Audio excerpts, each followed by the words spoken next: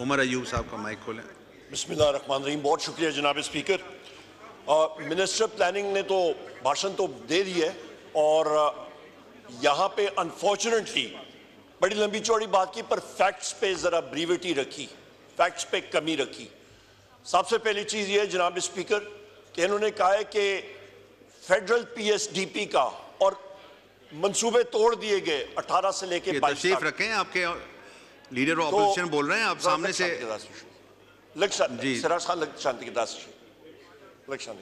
मेहरबानी। तो जनाब वाला जनाब स्पीकर यहाँ पे बुनियादी तौर पे इन्होंने ब्रीविटी रखी ऑन फैक्ट्स। इन्होंने कहा जनाब के आपके जनाबे वाला इन्होंने कहा कि प्रोविंसेस में भेज दिए गए प्रोजेक्ट है, वहां पे इन्होंने डिवाइड किया। यहाँ मेंबरान से गुजारिश है तशरीफ रखें, बहुत इंपॉर्टेंट बात कर रहे हैं। उनका जेन्युइन केस है, फाटा के हवाले से बहुत जरूरी केस है। सबसे अहम बात यह है कि इनको यह बुरा लगता है कि ये प्रोजेक्ट सूबों में लगे। हमारे दौर पे बलोचिस्तान पैकेज आया, सिंध के लिए आया, पंजाब के लिए आया, केपी के लिए आया, मर्ज डिस्ट्रिक्ट्स के लिए आया, उसको कंप्लीट किया, उसको आगे हम लोग लेके जा रहे थे। इन्होंने तो आगे जाके उसको कट किया। इन्होंने मुतवातर ये लोग ये प्रोजेक्ट्स कट कर रहे हैं जनाब स्पीकर। तो लिहाजा इसका आंसर दे, बजाय सूबों को उनका हक दे। ये तो मजीद कट कर रहे हैं। बहुत शुक्रिया। सवाल आ गया। ये अपनी सीटों पे तशरीफ रखें जनाब। ऑनरेबल मेंबर्स से गुजारिश है, सीटों पे। बड़ा इंपॉर्टेंट क्वेश्चन आवर चल रहा है जी, रूल्स को वायलेट नहीं करें जी। Minister planning, honourable minister for planning जी।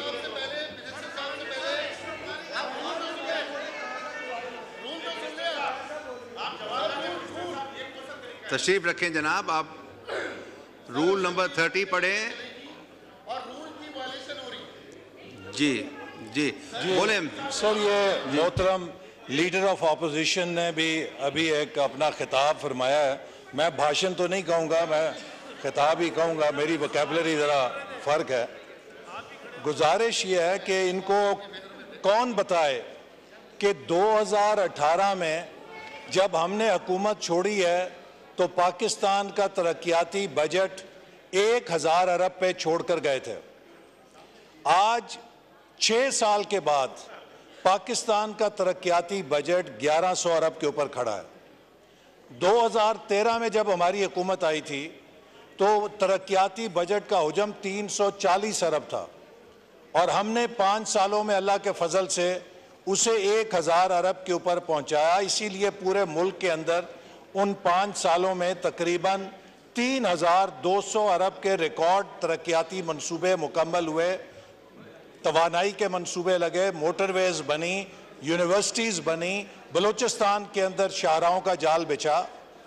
इनके 4 सालों में जो मईशत का बेड़ा गर्क हुआ उसका नतीजा ये निकला कि डेवलपमेंट बजट श्रिंक होना शुरू हो गया और 1000 अरब से घट के तकरीबन 700 अरब के ऊपर आ गया और अब मुश्किल से रेंगता 1100 अरब के ऊपर पहुंचा है।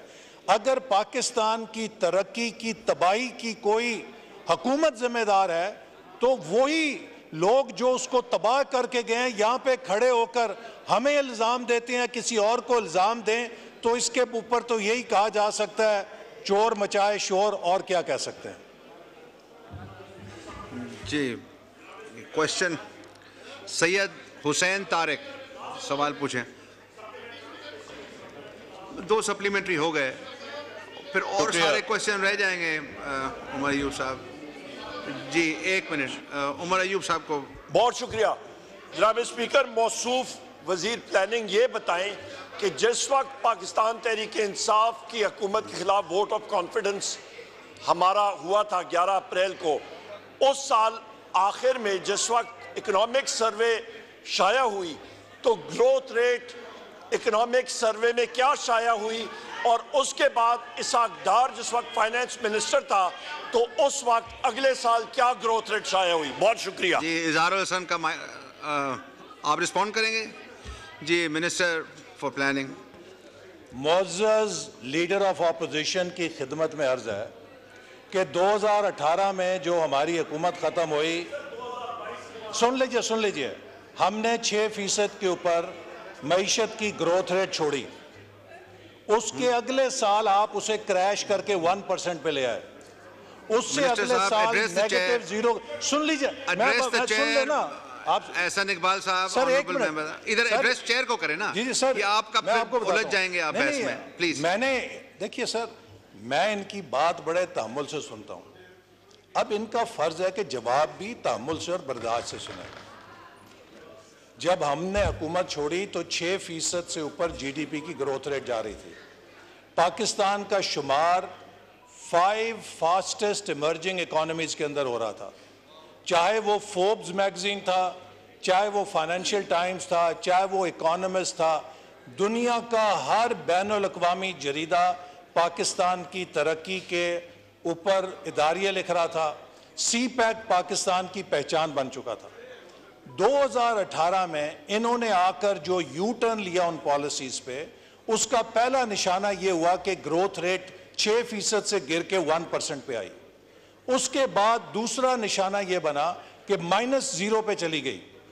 और फिर जब आखिरी ये चौथे साल में आए, इनको ये ख्याल आया कि हमने इलेक्शन में जाना है, तो सर इन्होंने ग्रोथ लेने के लिए पाकिस्तान के इंपोर्ट के दरवाजे खोल के $80 अरब की इंपोर्ट की, जिससे $50 अरब का तजारती खसारा हुआ।